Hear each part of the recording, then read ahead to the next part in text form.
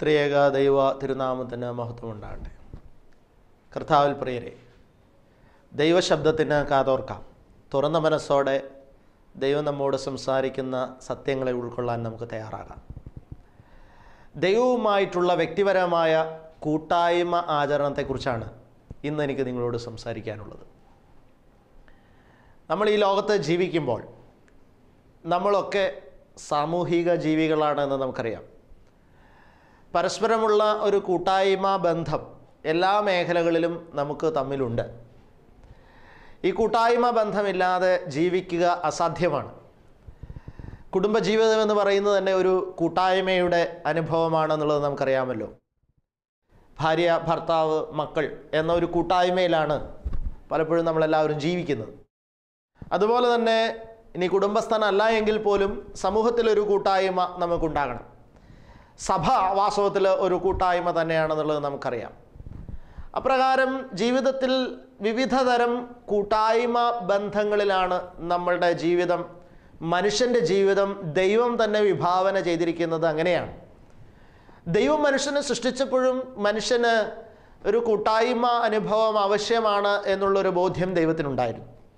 ആ ഒരു പശ്ചാത്തലത്തിലാണ് ദൈവം ഹവ്വായെ സൃഷ്ടിച്ചത് എന്നുള്ളതും നമുക്കറിയാം. ദൈവവും ആദമും ഹവ്വയും തമ്മിലുള്ള ഒരു മനോഹരമായ ഒരു ഫെല്ലോഷിപ്പ് അനുഭവം നമുക്ക് ഏദൻ തോട്ടത്തിൽ കാണാൻ സാധിക്കുന്നുണ്ട്. വാസ്തവത്തിൽ ഏദൻ തോട്ടത്തിൻ്റെ മനോഹാരിതയും ഭംഗിയുമൊക്കെ വേദപുസ്തകത്തിൽ കാര്യമായി വർണ്ണിച്ചിട്ടുണ്ട്. എങ്കിലും എൻ്റെ ഒരു കാഴ്ചപ്പാടിൽ ഏദൻ തോട്ടത്തിൻ്റെ ഏറ്റവും വലിയ മനോഹാരിത ഈ ഫെല്ലോഷിപ്പാണ്, ഈ കൂട്ടായ്മയാണ്. ഏദൻ തോട്ടത്തിൻ്റെ പഴങ്ങളുടെ മനോഹാരിതയോ വൃക്ഷങ്ങളുടെ മനോഹാരിതയോ അതിലെ നദികളുടെ മനോഹാരിതയോ അതിൻ്റെ പ്രകൃതി ഭംഗിയുടെ മനോഹാരിതയോ ഒന്നുമല്ല. അതിനേക്കാളുപരി ഈ കൂട്ടായ്മയുടെ മനോഹാരിതയാണ് ഏദൻ തോട്ടത്തിൻ്റെ യഥാർത്ഥമായ ആ മനോഹാരിത എന്നത്. നമുക്കറിയാം, ആദം പാപം ചെയ്ത് ഈ കൂട്ടായ്മയിൽ നിന്ന് അന്യനായി കഴിഞ്ഞപ്പോൾ ഏദൻ തോട്ടത്തിൻ്റെ മനോഹാരിതയിൽ നിന്ന് അവൻ സമ്പൂർണ്ണമായും അന്യനായി മാറുകയായിരുന്നു എന്നുള്ളതാണ്. അപ്പോൾ സത്യത്തിൽ ഏദൻ തോട്ടത്തിൻ്റെ ആ മനോഹാരിത മുഴുവനും തന്നെ നിറഞ്ഞു നിന്നിരുന്നത് ദൈവവുമായിട്ടുള്ള ഫെല്ലോഷിപ്പ് എക്സ്പീരിയൻസിലാണ്. ദൈവം തന്നെ നമുക്കറിയാം ഒരു കൂട്ടായ്മയാണ്, വിശുദ്ധ തൃത്വത്തിൻ്റെ കൂട്ടായ്മ. പിതാവ്, പുത്രൻ, പരിശുദ്ധ റൂഹ എന്ന ആ ഒരു ട്രിനിറ്റേറിയൻ ഫെല്ലോഷിപ്പ്, ആ ഒരു കൂട്ടായ്മ, ആ ഒരു കൂട്ടായ്മയിലാണ് ദൈവം ഉള്ളത് എന്ന് നമുക്കറിയാം. അപ്പോൾ മനുഷ്യൻ എപ്പോഴും വിവിധ കൂട്ടായ്മ ബന്ധത്തിൽ ജീവിക്കുമ്പോഴും അവൻ്റെ അടിസ്ഥാന കൂട്ടായ്മ ദൈവത്തോടായിരിക്കണം എന്നുള്ളത് ദൈവം ആഗ്രഹിക്കുന്നു. എപ്പോഴും ദൈവവുമായിട്ടുള്ള ഒരു യഥാർത്ഥ കൂട്ടായ്മയിൽ മനുഷ്യൻ തൻ്റെ ജീവിതത്തെ കൊണ്ടുപോകുന്നില്ല, നിയന്ത്രിക്കുന്നില്ല എങ്കിൽ അവൻ്റെ ജീവിതത്തിലുള്ള മറ്റു കൂട്ടായ്മകളിൽ അതിൻ്റെ മനോഹാരിത അവന് നഷ്ടപ്പെടുന്നു. ദൈവവുമായിട്ടുള്ള കൂട്ടായ്മ നിലനിർത്തിക്കൊണ്ട് തൻ്റെ ജീവിതത്തിലെ മറ്റു കൂട്ടായ്മകളിലേക്ക് അവൻ ഇറങ്ങിച്ചെല്ലുമ്പോൾ അവിടെ ഒരു പ്രത്യേക മനോഹാരിതയും സ്വാതന്ത്ര്യവും ഭംഗിയും ആ കൂട്ടായ്മകളിൽ നിലനിൽക്കുന്നുണ്ട് എന്നുള്ളത് നമുക്ക് കാണാൻ സാധിക്കും. ഇതാണ് ഏദൻ തോട്ടത്തിൻ്റെ അനുഭവത്തിൽ നിന്ന് ഞാൻ നിങ്ങളോട് പറയാൻ ആഗ്രഹിച്ചത്. ദൈവത്തോടുള്ള കൂട്ടായ്മയിലായിരിക്കുമ്പോൾ ആദമും ഹവ്വയും ഏദൻ തോട്ടത്തോടുള്ള കൂട്ടായ്മയിലായിരുന്നു, ആ തോട്ടത്തിൻ്റെ മനോഹാരിതയോടുള്ള കൂട്ടായ്മയിലായിരുന്നു. എന്നാൽ ദൈവത്തോടുള്ള കൂട്ടായ്മയിൽ നിന്ന് അവരകന്നപ്പോൾ എന്ത് സംഭവിച്ചു? ഈ തോട്ടത്തിൻ്റെ കൂട്ടായ്മയിൽ നിന്നും അവരകന്നു, അവർ പുറത്താക്കപ്പെട്ടു. പ്രിയപ്പെട്ടവരെ, അപ്പോൾ ഏദൻ തോട്ടത്തിൻ്റെ സ്വാതന്ത്ര്യം, ഏദൻ തോട്ടം സൃഷ്ടിച്ചിരുന്ന സന്തോഷം, ഇതെല്ലാം അവർക്ക് നഷ്ടപ്പെടുത്തിയത് ദൈവത്തോടുള്ള കൂട്ടായ്മയിലെ അന്യപ്പെടലാണ്. ഞാനിത് പറയുന്നത് എന്തിനു വേണ്ടിയിട്ടെന്നറിയാമോ? നമ്മളൊക്കെ ഈ ലോകത്ത് ജീവിക്കുമ്പോൾ നാം ഒക്കെ ഇടപഴകുന്ന കൂട്ടായ്മകൾ ആനന്ദപ്രദമാകണമെങ്കിൽ ഞാൻ ദൈവത്തോടുള്ള കൂട്ടായ്മ നിലനിർത്തുന്ന വ്യക്തിയായിരിക്കണം. ഞാനൊരു കുടുംബം എന്ന കൂട്ടായ്മയിൽ ജീവിക്കുന്ന വ്യക്തിയാണ്. എൻ്റെ കുടുംബം ഒരു ആനന്ദപ്രദമായ കുടുംബമാകണമെങ്കിൽ, ഒരു ജോയസ് ഫാമിലിയായി മാറണമെന്നുണ്ട് എങ്കിൽ ഞാൻ ദൈവത്തോടുള്ള ഫെല്ലോഷിപ്പ് ജീവിതത്തിൽ നിലനിർത്തുന്ന ഒരു വ്യക്തിയായിരിക്കണം. ഞാൻ ഉദ്ദേശിക്കുന്ന ജോയ് എന്ന് പറയുന്ന ഒരു പദമാണ്, ഹാപ്പിനെസ് എന്ന് പറയുന്ന പദമല്ല. അപ്പോൾ എന്നെ കേൾക്കുന്ന നിങ്ങൾ പലരും പറയും, അച്ഛാ, ദൈവത്തോട് കൂട്ടായ്മ ഇല്ലെങ്കിലും സന്തോഷമായിട്ട് ജീവിക്കുന്ന എത്ര കുടുംബങ്ങളുണ്ട്. പക്ഷെ ആ സന്തോഷവും ദൈവത്തോടുള്ള കൂട്ടായ്മയിൽ നിന്ന് ലഭിക്കുന്ന സന്തോഷവും വ്യത്യസ്തമാണ്. ഈ വ്യത്യാസം തിരിച്ചറിയാൻ പറ്റണമെങ്കിൽ ദൈവത്തോടുള്ള കൂട്ടായ്മ ഒരാൾ എക്സ്പീരിയൻസ് ചെയ്താൽ മാത്രമേ തിരിച്ചറിയാൻ പറ്റത്തുള്ളൂ. അല്ലെങ്കിൽ ഞാൻ അനുഭവിക്കുന്ന സന്തോഷമാണ് വലിയ സന്തോഷമെന്ന് ഞാൻ തെറ്റിദ്ധരിച്ചുകൊണ്ടിരിക്കും. ഞാൻ എപ്പോഴും പറയാറുള്ള ഒരു ഉദാഹരണമാണ് പൊട്ടക്കിണറ്റിൽ കിടക്കുന്ന തവളയെ പോലെ എന്ന് പറയുന്നത്. പൊട്ടക്കിണറ്റിൽ ജനിച്ച് വളർന്ന് ജീവിക്കുന്ന ഒരു തവളയെ സംബന്ധിച്ചിടത്തോളം അതാണ് ലോകം. ഈ പൊട്ടക്കിണറ്റിലെ ജീവിതം എന്ന് പറയുന്നത് അതിനെ സംബന്ധിച്ചിടത്തോളം ഏറ്റവും വലിയ സന്തോഷത്തിൻ്റെ ജീവിതമാണ്. അതാണ് ഏറ്റവും വലിയ സന്തോഷം. പൊട്ടക്കിണറിൻ്റെ ഒരറ്റത്ത് നിന്ന് അങ്ങേ അറ്റം വരെ ചാടി ചാടി എത്തിയാൽ തവള വിചാരിക്കുന്നത് ഞാൻ ഈ ലോകം കീഴടക്കി എന്നുള്ളതാണ്. അത് അങ്ങനെ കീഴടക്കിയെന്ന് ഓർത്ത് സന്തോഷിക്കും. പക്ഷേ ഈ കിണറിന് വെളിയിൽ നാട്ടിൻപുറത്ത് ജീവിച്ചിരുന്ന ഒരു തവള ഏതെങ്കിലും കാരണവശാൽ യാദൃശികമായി ചാടി പൊട്ടക്കിണറ്റിൽ വീണുപോയി എന്ന് കരുതുക. അങ്ങനെ ആ വീണ് കിടക്കുന്ന തവള ഈ നാടിൻ്റെ മനോഹാരിതയെക്കുറിച്ചും സൗന്ദര്യത്തെക്കുറിച്ചും ഈ പൊട്ടക്കിണറ്റിൽ കിടക്കുന്ന തവളയോട് എത്ര വിവരിച്ചാലും ഈ തവളയ്ക്കത് മനസ്സിലാകുകയില്ല. എന്ന് പറയുന്നത് പോലെയാണ് പ്രിയപ്പെട്ടവരെ, ദൈവത്തിൻ്റെ കൂട്ടായ്മയുടെ സൗന്ദര്യവും ദൈവത്തിൻ്റെ കൂട്ടായ്മയുടെ സ്വാതന്ത്ര്യവും ദൈവത്തിൻ്റെ കൂട്ടായ്മയുടെ ആ തീഷ്ണതയും കരുത്തും അതിൻ്റെ സന്തോഷവും ഒക്കെ എക്സ്പീരിയൻസ് ചെയ്യാൻ കഴിയുന്നത് അത് അനുഭവിച്ചിട്ടുള്ള ആൾക്ക് മാത്രമേ കഴിയുകയുള്ളൂ. പുറമേ നിന്നൊരു വ്യക്തിക്ക് കണ്ടോ ഇതാണ് ദൈവത്തിൻ്റെ കൂട്ടായ്മയുടെ ആനന്ദമെന്ന് വിരൽ ചൂണ്ടി കാണിച്ചു കൊടുക്കാൻ ഒരിക്കലും കഴിയുകയില്ല, മനസ്സിലാക്കി കൊടുത്ത് കാണിക്കാനും കഴിയില്ല. അത് അനുഭവിക്കണം. അതുകൊണ്ടാണ് യഹോവ നല്ലവനെന്ന് രുചിച്ചറിവീൻ എന്നൊക്കെ പറയുന്നതിൻ്റെ അർത്ഥം എന്ന് പറയുന്നത്. പ്രിയപ്പെട്ടവരെ, ഞാനിതെല്ലാം പറഞ്ഞത് എന്തിനു വേണ്ടിയിട്ടെന്നോ, നമ്മളുടെ ജീവിത കൂട്ടായ്മകൾ സുഗന്ധമുള്ളതായി മാറുവാൻ, ചൈതന്യമുള്ളതായി മാറുവാൻ ദൈവത്തോടുള്ള ഫെല്ലോഷിപ്പ് കൂട്ടായ്മ ജീവിതത്തിൽ നിരന്തരം നിലനിർത്താനുള്ള ആർജവം നമ്മൾ കാണിക്കണം. ഇത് പറയാൻ വേണ്ടിയിട്ടാണ് ഞാൻ ഈ കാര്യങ്ങൾ നിങ്ങളോട് സംസാരിച്ചത്. ഞാനൊരു വേദഭാഗം നിങ്ങളുടെ ശ്രദ്ധയിലേക്ക് ക്ഷണിക്കുകയാണ്. 1 യോഹന്നാൻ 1-ാം അധ്യായത്തിൻ്റെ 3 മുതൽ 7 വരെയുള്ള വചനങ്ങൾ. 1 യോഹന്നാൻ 1-ാം അധ്യായത്തിൻ്റെ 3 മുതൽ 7 വരെയുള്ള വചനങ്ങൾ ശ്രദ്ധിക്കാം. ഞങ്ങൾ കണ്ടും കേട്ടുമുള്ളത് നിങ്ങൾക്ക് ഞങ്ങളോട് കൂട്ടായ്മ ഉണ്ടാകേണ്ടതിന് നിങ്ങളോട് അറിയിക്കുന്നു. ഞങ്ങളുടെ കൂട്ടായ്മയോ പിതാവിനോടും അവൻ്റെ പുത്രനായ യേശുക്രിസ്തുവിനോടുമാകുന്നു. നമ്മുടെ സന്തോഷം പൂർണ്ണമാകുവാൻ ഞങ്ങൾ ഇത് നിങ്ങൾക്ക് എഴുതുന്നു. ദൈവം വെളിച്ചമാകുന്നു, അവനിൽ ഇരുട്ട് ഒട്ടുമില്ല എന്നുള്ളത് ഞങ്ങൾ അവനോട് കേട്ട് നിങ്ങളോട് അറിയിക്കുന്ന ദൂതാകുന്നു. അവനോട് കൂട്ടായ്മ ഉണ്ട് എന്ന് പറയുകയും ഇരുട്ടിൽ നടക്കുകയും ചെയ്താൽ നാം ഭോഷ്ക് പറയുന്നു, സത്യം പ്രവർത്തിക്കുന്നതുമില്ല. അവൻ വെളിച്ചത്തിൽ ഇരിക്കുന്നത് പോലെ നാം വെളിച്ചത്തിൽ നടക്കുന്നു എങ്കിൽ നമുക്ക് തമ്മിൽ കൂട്ടായ്മ ഉണ്ട്. പ്രിയപ്പെട്ടവരെ, ദൈവവുമായിട്ടുള്ള കൂട്ടായ്മയുടെ ഒരു പ്രത്യേകതകളെക്കുറിച്ചാണ് യോഹന്നാൻ ശ്ലീഹ ഇവിടെ രേഖപ്പെടുത്തിയിരിക്കുന്നത്. തൻ്റെ കൂട്ടായ്മ ആരോടാണ് എന്നുള്ളത് താൻ ആദ്യം തന്നെ വ്യക്തമാക്കുന്നു. ഞങ്ങളുടെ കൂട്ടായ്മയോ പിതാവായ ദൈവത്തോടും അവൻ്റെ പുത്രനായ യേശുക്രിസ്തുവിനോടുമാകുന്നു. അപ്പോൾ യോഹന്നാൻ ശ്ലീഹ ഉൾപ്പെടെയുള്ള ശിഷ്യന്മാർ, നമുക്കറിയാം യേശുക്രിസ്തുവിൻ്റെ ഉത്ഥാനത്തിനും പെന്തക്കോസ്തിക്കും ഒക്കെ ശേഷം ക്രൈസ്തവ സഭയുടെ ആ ഒരു ശുശ്രൂഷ ഇവർ നിർവഹിച്ചുകൊണ്ടിരിക്കുന്ന കാലഘട്ടത്തിലും ഈ ഫെല്ലോഷിപ്പ് അവർ നിലനിർത്തിയിരുന്നു എന്നുള്ളതാണ്. പിതാവായ ദൈവവും പുത്രനായ യേശുക്രിസ്തുവുമായിട്ടുള്ള നിരന്തരമായ ഒരു ഫെല്ലോഷിപ്പ് നിലനിർത്തുന്ന സ്വഭാവം ശിഷ്യന്മാരുടെ ജീവിതത്തിൽ നിരന്തരമായി ഉണ്ടായിരുന്നു. എന്നെ ശ്രവിക്കുന്ന നിങ്ങൾക്ക് ഇങ്ങനെ ഒരു ശീലമുണ്ടോ? ദൈവത്തോടുള്ള കൂട്ടായ്മ നിങ്ങൾ നിലനിർത്തുന്നുണ്ടോ നിങ്ങളുടെ ജീവിതത്തിൽ? ഇപ്പോൾ നിങ്ങൾ ചാടി കയറി പറയും, അച്ഛാ ഞങ്ങൾക്ക് ദൈവത്തോട് കൂട്ടായ്മയുണ്ട്. ഞാനൊന്ന് ചോദിച്ചോട്ടെ, എപ്പോഴാണ് നിങ്ങൾക്ക് ദൈവത്തോട് കൂട്ടായ്മ ഉള്ളത്?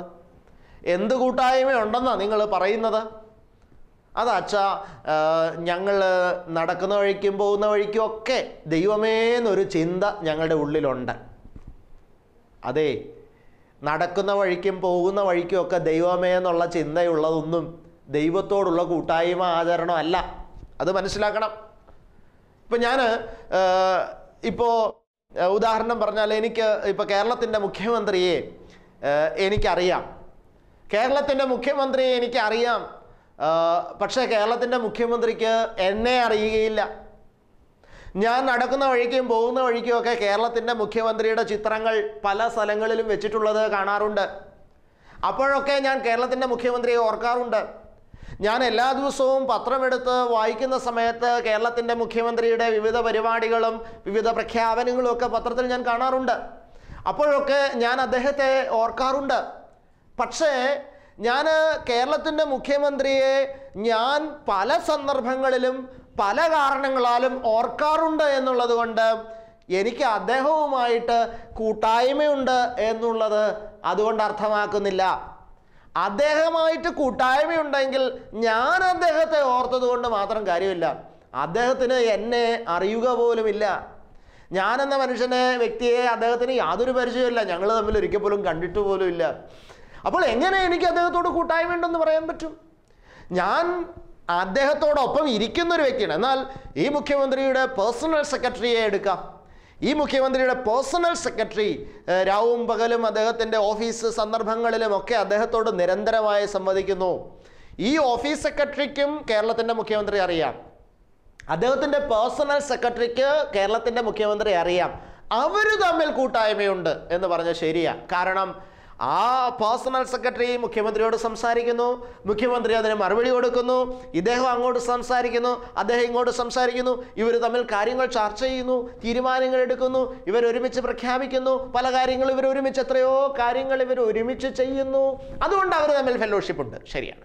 പക്ഷെ ഞാനും കേരളത്തിലെ മുഖ്യമന്ത്രിയും തമ്മിൽ ഫെലോഷിപ്പ് ഉണ്ടെന്ന് പറയാൻ പറ്റത്തില്ല. കാരണം ഞാൻ അദ്ദേഹത്തെ ഇടയ്ക്കിടയ്ക്ക് ഓർക്കാറുണ്ട്. എനിക്ക് അദ്ദേഹത്തെ അറിയാം. പല സന്ദർഭങ്ങളിലും അദ്ദേഹം എൻ്റെ ഹൃദയത്തിൽ മെൻഷൻ ചെയ്യപ്പെടാറുണ്ട് എന്നുള്ളതല്ലാതെ അദ്ദേഹത്തിന് എന്നോടൊരു കമ്മ്യൂണിയൻ ഇല്ല. എന്നോട് അദ്ദേഹം ഇടപെട്ടിട്ടേ ഇല്ല.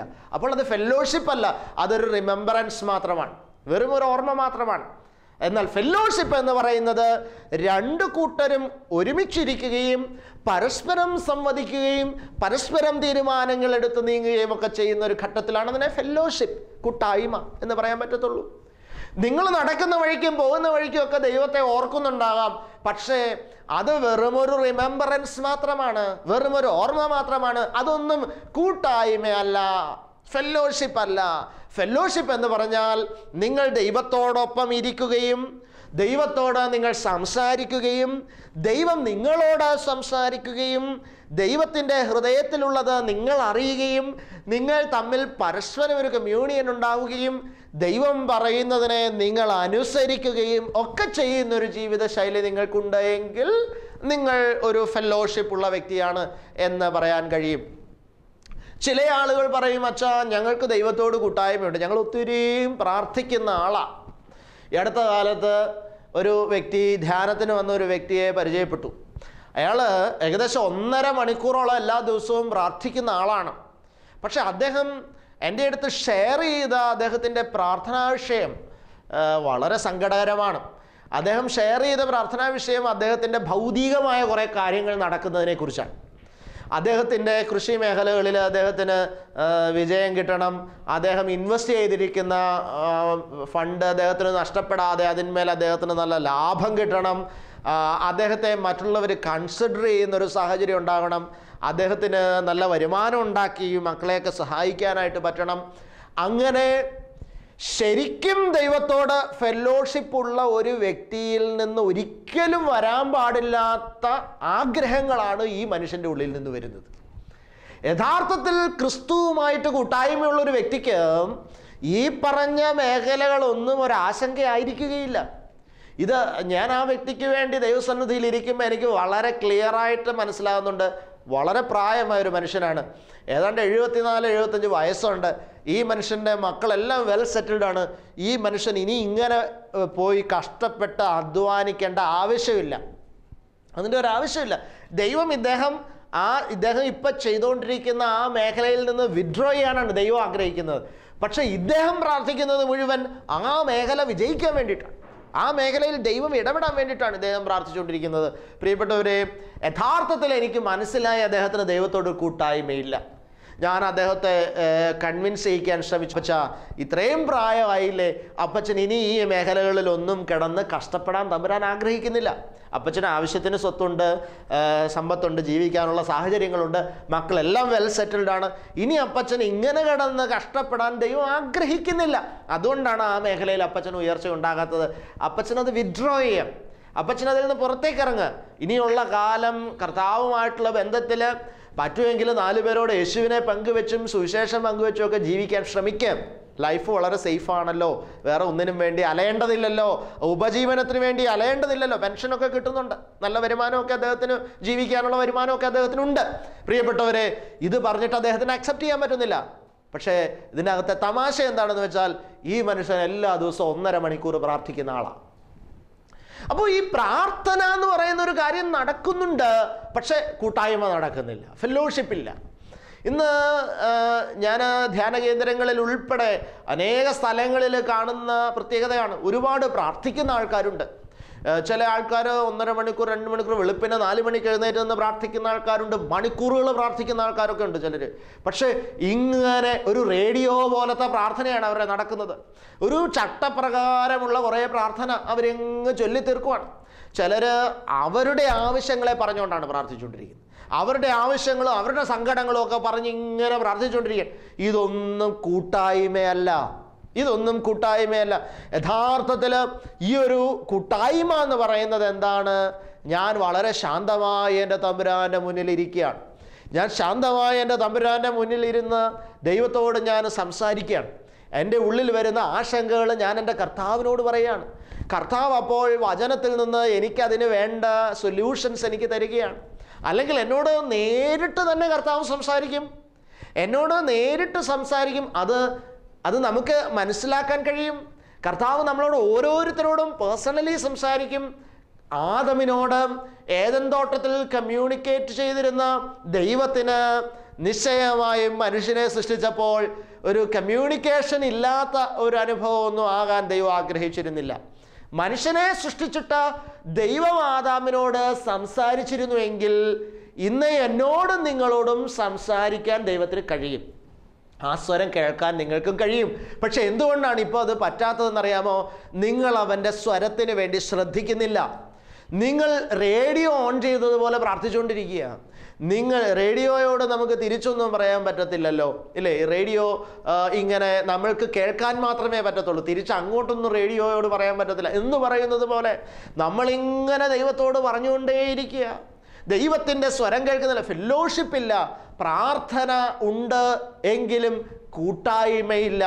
യോഹന്നാൻ ശ്ലീഹ ഇവിടെ ഉപയോഗിക്കുന്ന വാക്ക് കൂട്ടായ്മ എന്ന് പറയുന്ന വാക്കാണ്.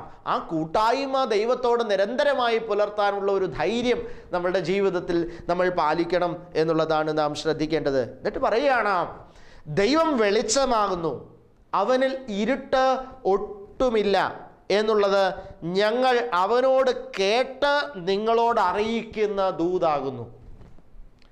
ദൈവത്തിൻ്റെ ഒരു പ്രത്യേകതയെക്കുറിച്ച് യോഹന്നാൻ ശ്ലീഹ ഇവിടെ പറയുകയാണ്. ദൈവത്തിൻ്റെ പ്രത്യേകതയായിട്ട് യോഹന്നാൻ ശ്ലീഹ പറയുന്നതാണ്, ദൈവം വെളിച്ചമാണ്, അവനിൽ ഇരുട്ട് ഒട്ടുമില്ല. ഇത് ദൈവത്തിൻ്റെ ഒരു പ്രത്യേകത യോഹന്നാൻ ശ്ലീഹ പറയുകയാണ്. ഇത് യോഹന്നാൻ ശ്ലീഹ പറഞ്ഞിട്ട് പറയുകയാണ്, ഞങ്ങൾക്ക് ഈ ഇൻഫർമേഷൻ എവിടെ നിന്നാണ് കിട്ടിയത്? ദൈവം വെളിച്ചമാണ്, അവനിൽ ഇരുട്ട് ഒട്ടുമില്ല എന്നുള്ള ഇൻഫർമേഷൻ ഞങ്ങൾക്ക് എവിടെ നിന്നാണ് കിട്ടിയത്? യോഹന്നാൻ പറയാണ്, ഇത് ഞങ്ങൾ അവനോട് കേട്ട് നിങ്ങളോട് അറിയിക്കുന്ന ദൂതാണ്. അപ്പോൾ ദൈവം വെളിച്ചമാണ്, അവനിൽ ഇരുട്ടൊട്ടുമില്ല എന്നുള്ള ഒരു സ്റ്റേറ്റ്മെൻറ്റ് യോഹന്നാൻ ശ്ലീഹ അവിടെ യൂസ് ചെയ്തിട്ടുണ്ടെങ്കിൽ അത് യോഹന്നാൻ ശ്ലീഹായുടെ ഒരു കണ്ടെത്തലല്ല. അത് ഈ കൂട്ടായ്മയിൽ ദൈവവുമായിട്ടുള്ള കമ്മ്യൂണിക്കേഷനിൽ യോഹന്നാൻ ശ്ലീഹായ്ക്ക് ലഭിച്ച ഒരു വെളിപ്പെടുത്തലാണ്, ആ റെവലേഷനാണ് യോഹന്നാൻ ശ്ലീഹ പങ്കുവയ്ക്കുന്നത്. കർത്താവിൻ്റെ അപ്പോസ്തലന്മാരൊക്കെ ഇങ്ങനെയാണ് ജീവിച്ചത്. ഇങ്ങനെയാണ് ഒരു ക്രിസ്ത്യാനി ജീവിക്കേണ്ടത്. ദൈവത്തോടൊപ്പം ഇരുന്ന് കൂട്ടായ്മ ആചരിച്ച് ദൈവത്തിൽ നിന്നുള്ള വെളിപ്പെടുത്തലുകൾ, റെവലേഷൻസ് സ്വീകരിച്ച് ആ റെവലേഷൻസ് സമൂഹത്തോട് ഷെയർ ചെയ്യുന്ന ആളുകളാണ് വാസ്തവത്തിൽ ക്രിസ്ത്യാനികൾ. പ്രിയപ്പെട്ടവരെ, ഇപ്രകാരം ഒരു ക്രിസ്ത്യാനിയാകാൻ നിങ്ങൾക്ക് ധൈര്യമുണ്ടോ എന്നുള്ളതാണ്. കർത്താവ് നമ്മളെ ചാലഞ്ച് ചെയ്യുന്നതിന് വേണ്ടിയിട്ടാണ്. ഇങ്ങനെ ഒരു വ്യക്തിത്വമായിട്ട് നിങ്ങളുടെ ലൈഫ് ഒന്ന് ഷെഡ്യൂൾ ചെയ്യാൻ, ഒന്ന് റീഷെഡ്യൂൾ ചെയ്യാൻ നിങ്ങൾക്ക് ധൈര്യമുണ്ട്. അതെങ്ങനെ കഴിയാനാണ്? നിങ്ങൾക്ക് തിരക്കല്ലേ, എല്ലാവർക്കും ഭയങ്കര തിരക്കല്ലേ. ഞാൻ സാധാരണ രീതിയിൽ ഞങ്ങളുടെ ധ്യാനങ്ങളിൽ പങ്കെടുക്കുന്ന ആളുകൾക്ക് ഒരു എക്സസൈസ് കൊടുക്കാറുണ്ട്. ആ എക്സസൈസ് ഇതാണ്: അവരുടെ 24 hours അവരെങ്ങനെയാണ് ഉപയോഗിക്കുന്നത് എന്നുള്ളത് അവരെ കൊണ്ട് ഞാനൊരു പേപ്പറിൻ്റെ അകത്ത് എഴുതിക്കാറുണ്ട്. 24 മണിക്കൂർ സമയം അവരെങ്ങനെ ഉപയോഗിക്കുന്നു. 24 മണിക്കൂർ സമയം ഉപയോഗിച്ചിട്ട് അതിൻ്റെ ഒരു ഘടന കണ്ടെത്തിയിട്ട് അതിനകത്ത് ചവറായിട്ടുള്ളത് കട്ട് ചെയ്യാൻ, അതായത് ഒട്ടും ഇമ്പോർട്ടൻ്റ് അല്ലാത്ത ചവറായിട്ടുള്ള മേഖലകൾ വെട്ടി മാറ്റാനായിട്ട് ഞാൻ അവരോട് ആവശ്യപ്പെടും. അവരത് ചെയ്യുമ്പോൾ ഒരാൾക്ക് ഏകദേശം 6-7 മണിക്കൂർ വരെയൊക്കെ പലപ്പോഴും ഫ്രീ ആയിട്ട് കിട്ടാറുണ്ട് എന്നുള്ളതാണ്. നിങ്ങളതൊന്ന് ചെയ്തു നോക്കൂ. നിങ്ങളുടെ ജീവിതത്തിലും നിങ്ങൾ അനാവശ്യമായത് വേണ്ടി ചിലവഴിക്കുന്ന 5-6 മണിക്കൂറുകൾ നിങ്ങളുടെ ജീവിതത്തിലുണ്ടാകും. അതൊരു 3 മുതൽ 6 വരെ മണിക്കൂറുകളാണ് ഞാൻ റെഗുലറായി കാണാറുള്ളത്. 3 മുതൽ 6 വരെ മണിക്കൂറുകൾ നിങ്ങളെ സംബന്ധിച്ചിടത്തോളം വേസ്റ്റായിട്ട്, ചവറായിട്ട് കളഞ്ഞുകൊണ്ടിരിക്കുന്ന ടൈമായിരിക്കും. വളരെ കൃത്യമായിട്ട് നിങ്ങൾ അതൊന്ന് ഷെഡ്യൂൾ ചെയ്താൽ നിങ്ങൾക്ക് കർത്താവിനോടൊപ്പം ഇരിക്കാൻ പറ്റും, കൂട്ടായ്മ ആചരിക്കാൻ പറ്റും. അവനോടൊപ്പം നിങ്ങൾക്ക് വളരെ ഗൗരവത്തോടെ സമയം ചിലവഴിക്കാൻ നിങ്ങൾക്ക് സാധിക്കും. അതിനു വേണ്ടിയിട്ടാണ് ദൈവം നിങ്ങളെ ക്ഷണിക്കുന്നത്. എന്നിട്ട് പറയുകയാണ്, അവനോട് കൂട്ടായ്മ ഉണ്ട് എന്ന് പറയുകയും ഇരുട്ടിൽ നടക്കുകയും ചെയ്താൽ നാം ഭോഷ്ക് പറയുന്നു, നുണ പറയുന്നു. അവനോട് കൂട്ടായ്മ ഉണ്ട് എല്ലാവരും പറയും. അത് ഇപ്പം ആരോട് ചോദിച്ചാലും, ക്രിസ്ത്യാനിയോടാണോ ചോദിക്കുന്നത് ദൈവത്തോട് കൂട്ടായ്മ ഉണ്ടോ? ഉണ്ടെന്നേ പറയത്തുള്ളൂ. ഇപ്പം എന്നെ ശ്രമിക്കുന്ന നിങ്ങൾ അങ്ങനെ പറയത്തുള്ളൂ, അത് ഉറപ്പാണ്, നിങ്ങൾ അങ്ങനെ പറയത്തുള്ളൂ. ഞാൻ ദൈവത്തോടുള്ള കൂട്ടായ്മ, ഞാൻ ആദ്യം പറഞ്ഞല്ലോ, അതിനെക്കുറിച്ച് ഞാൻ എക്സ്പ്ലെയിൻ ചെയ്തതാണ്. ഞാൻ എല്ലാ കാര്യവും പറയുമ്പോൾ ചിന്തിക്കുമ്പോൾ ദൈവമേ എന്നൊരു ചിന്ത എനിക്കുണ്ട്. അത് ഫെല്ലോഷിപ്പ് അല്ല. എന്നിട്ട് ഇവിടെ ഒരു സൈൻ പറയുകയാണ് ശ്ലീഹ. എന്താണ്? നീ കൂട്ടായ്മ ഉണ്ടെന്ന് പറയുകയും ഇരുട്ടിൽ നടക്കുകയും ചെയ്യുന്നുണ്ടോ എന്ന് നോക്കുക. ഇരുട്ടിൽ നടക്കുന്ന ഒരു വ്യക്തിയാണോ നിങ്ങൾ? ഇരുട്ടിൽ നടക്കുന്ന ഒരു വ്യക്തിയാണ് നിങ്ങളെങ്കിൽ നിങ്ങൾ ഭോഷ്ക് പറയുന്നു എന്നാണ് പറയുക. ഇരുട്ടിൽ നടക്കുന്ന ഒരു വ്യക്തിയാണെങ്കിൽ എന്താണ് ഇരുട്ടിൽ നടക്കുക എന്ന് പറഞ്ഞാൽ അതിൻ്റെ പ്രത്യേകത? റോമാലേഖനം 13:12 മുതൽ, രാത്രി കഴിയാറായി, പകൽ അടുത്തിരിക്കുന്നു, അതുകൊണ്ട് നാം ഇരുട്ടിൻ്റെ പ്രവൃത്തികളെ വെച്ചു കളഞ്ഞ് വെളിച്ചത്തിൻ്റെ ആയുധവർഗം ധരിച്ചുകൊള്ളുക. പകൽ സമയത്ത് എന്നതുപോലെ നാം മര്യാദയായി നടക്കുക. വെറിക്കൂത്തുകളിലും മദ്യപാനങ്ങളിലുമല്ല, ശയനമോഹങ്ങളിലും ദുഷ്കാമങ്ങളിലുമല്ല, പിണക്കത്തിലും അസൂയയിലുമല്ല, കർത്താവായ യേശുക്രിസ്തുവിനെ തന്നെ ധരിച്ചു കൊള്ളുവീൻ. മോഹങ്ങൾ ജനിക്കുമാറ് ജഡത്തിനായി ചിന്തിക്കരുത്. അപ്പോൾ ഇവിടെ ഇരുട്ടിൻ്റെ ചില പ്രവൃത്തികളെ കുറിച്ച് പറയുന്നുണ്ട്. മദ്യപാനം, ദുർമോഹം, ശയനമോഹം, ദുഷ്കാമം തുടങ്ങി ഇരുട്ടിൻ്റെ പല പ്രവൃത്തികളെക്കുറിച്ച് ഇവിടെ പറയുന്നുണ്ട്. വീണ്ടും എഫെസ്യ ലേഖനം 5-ാം അധ്യായത്തിൻ്റെ 11-ാമത്തെ വചനത്തിലേക്ക് കടന്നു വരുമ്പോഴും ഈ ഇരുട്ടിൻ്റെ പ്രവൃത്തി, ഇരുട്ടിനെ കുറിച്ച് അവിടെ ഒരു സൂചനയുണ്ട്. അതിൻ്റെ 8 മുതലുള്ള വാക്യങ്ങൾ: നിങ്ങൾ മുമ്പേ ഇരുളായിരുന്നു, ഇപ്പോഴോ കർത്താവിൽ വെളിച്ചമാകുന്നു. കർത്താവിന് പ്രസാദമായത് എന്തെന്ന് പരിശോധിച്ചുകൊണ്ട് വെളിച്ചത്തിലുള്ളവരായി നടന്നുകൊള്ളുവീൻ. സകല സൽഗുണവും നീതിയും സത്യവുമല്ലോ വെളിച്ചത്തിൻ്റെ ഫലം. ഇരുട്ടിൻ്റെ നിഷ്ഫല പ്രവർത്തികളിൽ നിങ്ങൾ കൂട്ടാളികളാകരുത്, അവയെ ശാസിക്കുകയത്രേ വേണ്ടത്. കണ്ടോ, ഇരുട്ടിൻ്റെ പ്രവർത്തികളെ ശാസിച്ചുകൊണ്ട് ജീവിക്കാനാണ് ഇവിടെയും പൗലോസ് അപ്പോസ്തലൻ ആവശ്യപ്പെടുന്നത് എന്നുള്ളതാണ്. പ്രിയപ്പെട്ടവരെ, അപ്പോൾ ഇരുട്ടിൻ്റെ പ്രവൃത്തി എന്ന് പറയുന്നത് എന്താണ്? ലോകത്തിൻ്റെ മോഹങ്ങളെയാണ് ഉദ്ദേശിക്കുന്നത്, ജഡത്തിൻ്റെ പ്രവൃത്തികളാണ് ഉദ്ദേശിക്കുന്നത്. ഈ ലോകത്തിൻ്റെ മോഹങ്ങളെ, ജഡത്തിൻ്റെ പ്രവൃത്തികളെ ക്രിസ്തുവുമായിട്ടുള്ള ബന്ധത്തിൽ വെട്ടിമാറ്റി ജീവിക്കാനുള്ള ആർജവം നമ്മൾ കാണിക്കണം. അത് കാണിക്കുന്നില്ല എന്നുണ്ടെങ്കിൽ നമ്മൾ ക്രിസ്തുവിലല്ല, കൂട്ടായ്മ നമുക്കില്ല, ദൈവത്തോട് കൂട്ടായ്മ നമുക്കില്ല. എന്നിട്ട് അടുത്ത വാക്ക് പറഞ്ഞ് ഇങ്ങനെയാണ് യോഹന്നാൻ ശ്ലീഹ അവസാനിക്കുന്നത്: അവൻ വെളിച്ചത്തിൽ ഇരിക്കുന്നത് പോലെ നാമും വെളിച്ചത്തിൽ നടക്കുന്നു എങ്കിൽ നമുക്ക് തമ്മിൽ കൂട്ടായ്മയുണ്ട്. അവൻ വെളിച്ചത്തിൽ ഇരിക്കുന്നത് പോലെ നാമും വെളിച്ചത്തിലാണ് നടക്കുന്നത് എങ്കിൽ നമുക്ക് തമ്മിൽ കൂട്ടായ്മയുണ്ട്. പ്രിയപ്പെട്ടവരെ, അപ്പോൾ വെളിച്ചത്തിൻ്റെ ഒരു ജീവിതമാണോ നമ്മൾ നടത്തുന്നത് എന്നുള്ളത് നോക്കിയാൽ അറിയാം. ഇരുട്ടുമായിട്ട് എന്തെങ്കിലും ഒരു അടുപ്പം നമ്മളിൽ ഉണ്ട് എങ്കിൽ, ഇരുട്ട് എന്ന് പറയുന്നത് പാപവുമായിട്ട് എന്തെങ്കിലും ഒരു അടുപ്പം നമുക്കുണ്ട് എങ്കിൽ, ഏതെങ്കിലും ഒരു അഡിക്ഷൻ അല്ലെങ്കിൽ പാപത്തിലോട്ടുള്ളൊരു വാഞ്ച, ഒരു ചായ്വ് നമുക്കുണ്ടെങ്കിൽ നമ്മൾ കൂട്ടായ്മയില്ല, ക്രിസ്തുവുമായിട്ട് നമുക്ക് കൂട്ടായ്മയില്ല. അതുകൊണ്ട് പ്രിയപ്പെട്ടവരെ, ഇന്ന് ഈ വചനത്തെ നിങ്ങൾ കേൾക്കുമ്പോൾ ക്രിസ്തുവുമായിട്ടുള്ള തീവ്രമായ ഒരു കൂട്ടായ്മയുടെ ബന്ധത്തിൽ ജീവിച്ചുകൊണ്ട് ആ ഒരു ദൈവാനുഭവത്തിൽ ചലിക്കുവാൻ, കർത്താവ് നൽകുന്ന റെവലേഷൻസ് അനുസരിച്ച് ജീവിക്കുന്ന ഒരു വെളിച്ചത്തിൽ ജീവിക്കുന്ന മക്കളായി മാറാൻ ദൈവത്തിൻ്റെ പരിശുദ്ധ റൂഹ നിങ്ങളെ സഹായിക്കട്ടെ എന്ന് ആശംസിച്ചുകൊണ്ട് വചന ശുശ്രൂഷ അവസാനിപ്പിക്കുന്നു. നമുക്ക് പ്രാർത്ഥിക്കാം. കരുണാസമ്പന്നനായ തമ്പുരാനെ, കേൾപ്പിച്ച ജീവൻ്റെ വചനങ്ങൾക്കായി സ്തോത്രം. വെളിച്ചത്തിൻ്റെ മക്കളായി ഞങ്ങളെ അവിടുന്ന് തീർക്കണമേ. അങ്ങയോട് കൂട്ടായ്മ ഉണ്ട് എന്നത് പലപ്പോഴും ഞങ്ങളുടെ തോന്നലാണ്. എന്നാൽ യഥാർത്ഥ കൂട്ടായ്മയുള്ളവൻ ഇരുട്ടിനോട് ഒട്ടും തന്നെ അടുപ്പമുണ്ടാവുകയില്ല എന്ന് വചനത്തിലൂടെ ഞങ്ങൾ മനസ്സിലാക്കി. ഞങ്ങൾ ഇരുട്ടിനോട് അടുപ്പമുള്ളപ്പോഴും പാപത്തെ താലോലിക്കുമ്പോഴും കൂട്ടായ്മ ഉണ്ട് എന്ന ഭോഷ്ക് പറയുന്നവരാണ്. നാഥ, ഈ ഒരു അവസ്ഥയിൽ നിന്ന് മാറി സത്യത്തിൽ വെളിച്ചത്തിൽ ജീവിപ്പാൻ, അങ്ങനെ അങ്ങയോടുള്ള കൂട്ടായ്മയിൽ അവിടുന്ന് നൽകുന്ന ബോധ്യങ്ങൾ ജീവിപ്പാൻ ഞങ്ങളെ സഹായിക്കണമേ. വിശുദ്ധമാതാവേ, സകല വിശുദ്ധരെ ഞങ്ങൾക്ക് വേണ്ടി അപേക്ഷിക്കണമേ. പിതാവിൻ്റെയും പുത്രൻ്റെയും പരിശുദ്ധാത്മാവിൻ്റെയും നാമത്തിൽ തന്നെ. ആമേൻ.